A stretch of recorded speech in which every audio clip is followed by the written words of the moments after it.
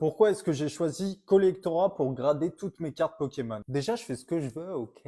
Plus sérieusement, les gars, en gros, je vois beaucoup de commentaires, genre déjà, ils ont les 10 faciles. Je vais vous expliquer un truc, vous allez dire, ah ouais, c'est vrai que en pensant comme ça, c'est vrai. Déjà, la première qualité chez Collectora, les gars, c'est l'esthétique, le visuel, le fait qu'ils mettent les petites étiquettes avec les illustrations des Pokémon. Franchement, je trouve ça incroyable. De deux, le boîtier, c'est un peu genre boîtier un peu PS1, en vrai, on va dire. Niveau dimension, on est à peu près sur le même gabarit. En vrai, je peux vous en montrer plusieurs, hein. Regardez la Reshiram que je trouve juste incroyable. Ça embellit carrément les cartes déjà, les gars. Surtout quand c'est pour vous.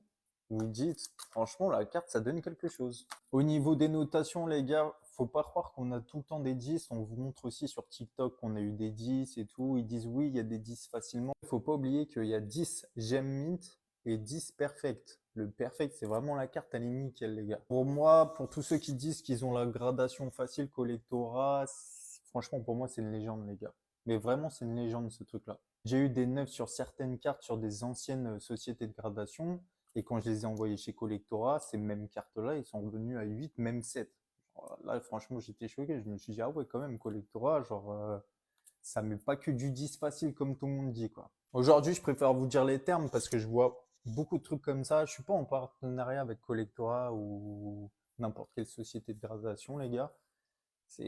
Pour moi, c'est juste que c'est ma société de gradation que je préfère le plus. Ensuite, il faut savoir que dans cette société, les gars, il y a quelqu'un qui a travaillé chez PCA qui note les cartes là-bas et quelqu'un qui a gradé aussi chez PSA qui note les cartes là-bas. Au niveau de la gradation, je vais vous dire à quelle autre société je trouve que ça ressemble le plus. Franchement, je trouve que ça ressemble le plus à PSA au niveau de la gradation. PSA, j'aime beaucoup aussi.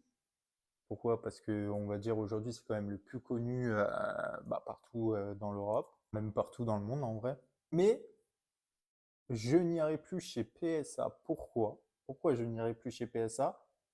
Parce que je trouve qu'aujourd'hui, envoyer des cartes Pokémon françaises à une société de gradation américaine, c'est pas la même chose. Encore en vrai, si vous envoyez des cartes japonaises, je trouve que ça va parce que si un autre jour vous voulez revendre votre carte, au moins tout le monde pourra en profiter parce que tout le monde collectionne du japonais. Là, je vous parle ça dans le monde entier, quoi. Là, on va grader des cartes françaises.